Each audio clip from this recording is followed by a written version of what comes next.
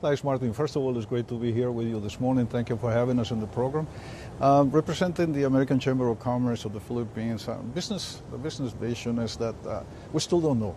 We're mildly optimistic that the new administration will support and continue to support some of the things that President Duterte was doing. The Build infrastructure program has been very successful. We hope that that will be continued and expanded further. So I have to say, on behalf of the American Chamber of Commerce of the Philippines, we're cautious, we're mildly optimistic. We still need to wait a few more days before COMELEC, the government agency that actually tallies all the votes, will actually confirm Mr. Marcos. Yeah. But you were right. I think he does look like he's supposed to be the next president of the Philippines. Yeah. If you had a checklist of things that you would like to see from the new Marcos Jr. administration, how would that read?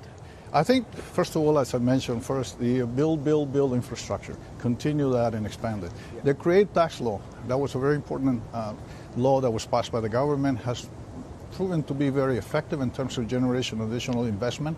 I think we will look for an administration that will sanction contracts, making sure the regulatory process is intact, that the antitrust watchdog is watching things, making competitiveness viable for everyone, eliminating red tape.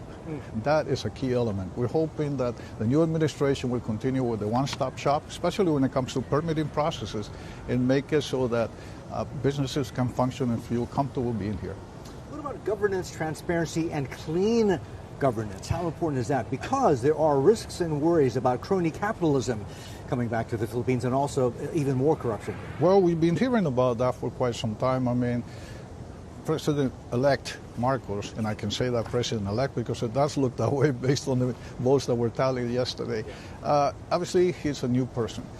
His dad was president of the Philippines in the 1980s. He was deposed in the Extra Revolution People's Power. Fast forward 36 years, he's now back in Malacanang. We're hoping that he has a forward view, that he's not looking back, and that he has a new vision for the Philippines. We're hoping that he will continue, along the lines of what President Duterte has been doing in terms of infrastructure bill, in terms of Create Tax Law, in terms of transparency, and improve on that further.